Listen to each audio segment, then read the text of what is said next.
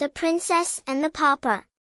In the golden land of Lysandra, where mountains met the sky and rivers shimmered like ribbons of light, there stood a magnificent palace. Within its marble walls lived Princess Elira, a girl of grace and beauty, known throughout the realm. But Elira did not feel free. Each morning, she was awakened by bells and whispers, "Rise, Princess.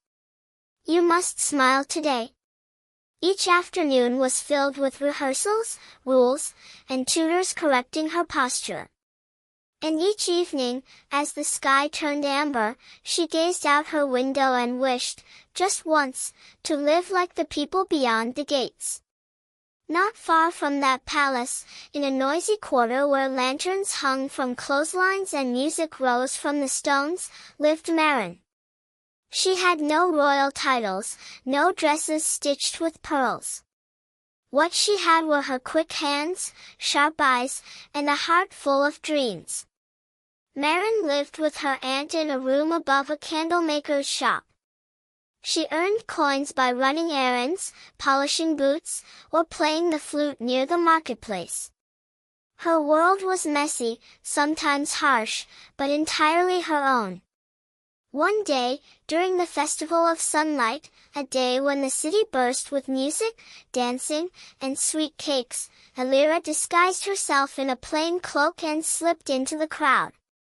She wanted to see the real world, not through a window, but with her own eyes.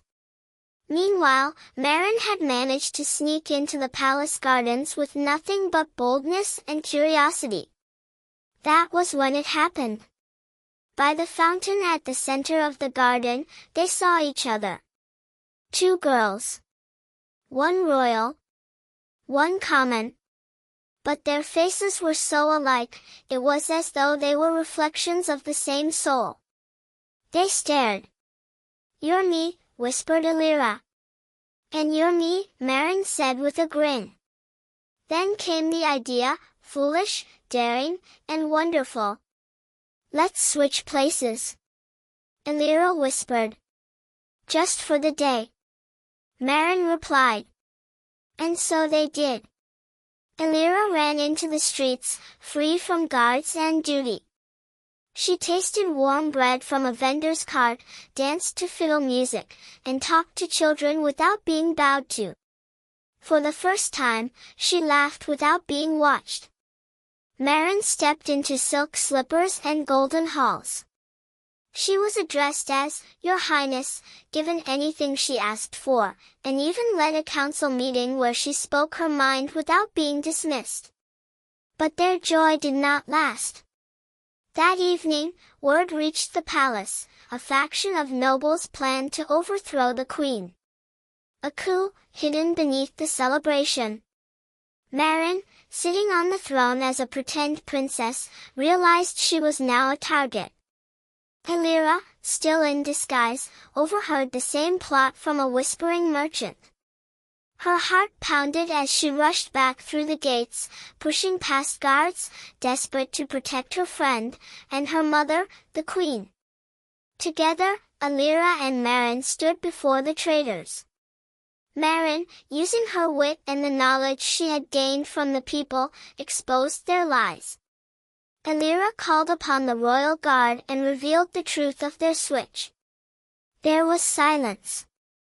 Then came cheers, not for a perfect princess, or a clever pauper, but for two girls who saved a kingdom by standing as one. After that day, Elira changed the court. She invited commoners to speak, opened the palace gates, and made Maren her royal advisor. The kingdom grew wiser, fairer, kinder. Elira and Maren never returned to the lives they once knew. Because now, they shared a new one, together. And in time, the people no longer whispered about a princess and a pauper. They told the story of two hearts who ruled with courage and truth. And that, as the bard said, was the true beginning of Lysandra's golden age.